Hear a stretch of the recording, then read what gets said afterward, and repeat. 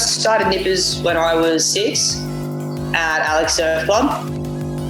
And when you first start, it's just Sunday playing at the beach with all your friends. And then as you get a bit older, you start to race. So I got into my first Iron Series when I was 16 and raced 2 seasons there, and started kayaking in 2013 to help my ski leg in the Iron, and ended up really enjoying kayaking and going on a couple of junior trips and racing at Junior World Champs, and yes, sort of started from there. It was definitely one of the most eye-opening ways to start sort of a professional career.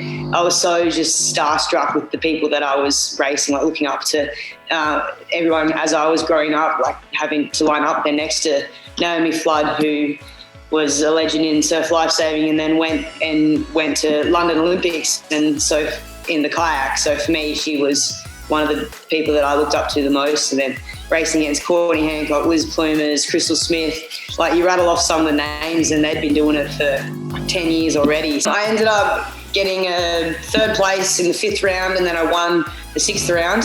So I auto-qualified for the series next year. So I think I finished like 8th or 9th or something. So I was pretty happy with that, and then went into that second season taking on a little bit more kayaking. So I didn't go as well as I'd wanted to in the series, and decided that it was too hard to do both sports and be where I wanted to be in both of them. So decided to sort of put surf lifesaving aside for a minute, like in terms of the iron racing and stuff, and just try and focus on the kayaking. Making that first one in Rio was we wanted it both so badly, but just didn't really quite realise that we could actually do it. So Rio was a bit of like an experience where, holy shit, what did we just do? And now we get to go over and race at the Olympics. Rio was, as I imagine, how everyone explains the Olympics, like this massive multi-sport event where everyone's, trying to do the best as they can, what they've been training for a whole 4 years, and then once they've finished racing, they just go out and have the best time and just blow off some steam. And whereas Tokyo was completely different. We knew exactly what we wanted to do. We knew how we wanted to do it, and I felt a lot more control in what I wanted to do in terms of racing, and that we just performed a lot better. And to get to Tokyo was just, in a way, it was just like such a relief that we got to race. And then afterwards, it was really quiet. Like obviously there was no friends or family there to sort of celebrate the highs and lows with you from what had been the last 5 years. So they were completely different in terms of the roller coaster ride and who you get to experience it with. For me, it was a big 5-year cycle, and when you're in it at the time, it didn't feel that hectic.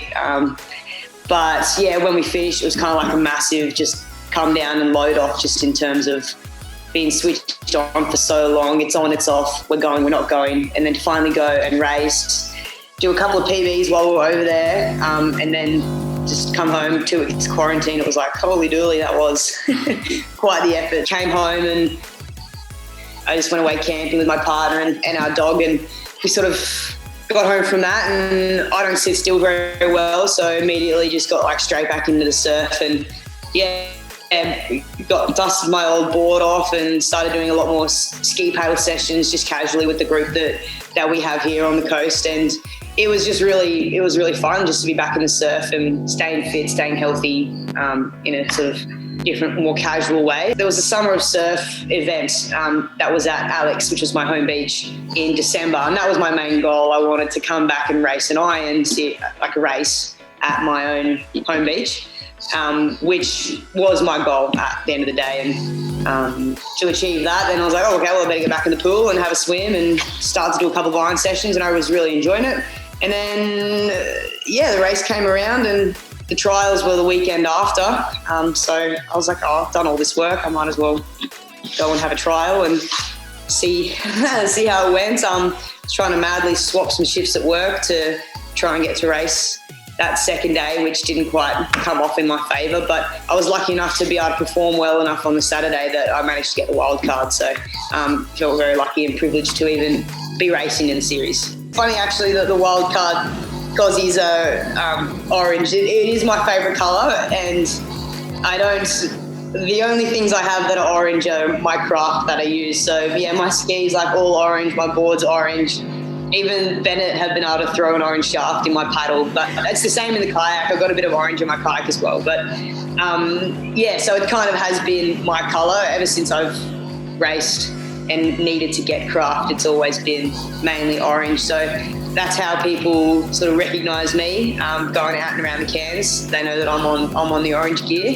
That's the way it's always been. And for that to come up to say, oh, surely you picked that colour for your togs. And I actually didn't. It was just a classic coincidence. But everyone's stoked that I'm in orange because it just worked. It's definitely been different. I'm still doing most of my training in the kayak, and my coach has been really supportive in trying to find ways that we can maximise some surf skill sessions, as well as still ticking an iron session each week, because that's obviously what you got to do.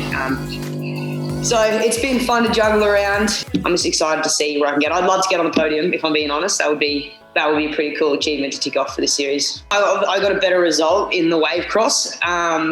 I think there was still a little bit of nerves going around that first day, and I did the first lap of the M shape fairly well, and then got into that second leg of the swim and just couldn't get a wave in, and that just cooked me a bit. Swim being my hardest leg at the moment. For me, I've always raced surf. The last couple of seasons, it's been a little bit like, oh, when does it work in with kayaking? So whenever it did work, I would always try and get down to the beach and do the ski events and the team events. I'm still at Alex Surf Club, so I've never raced under any other cap, and I'm going to try and keep it that way. So yeah, it's very much a camaraderie thing, just getting back to what you grew up doing. And yeah, the people are still the same. You're still mates, even though you might not have seen them for a couple of months.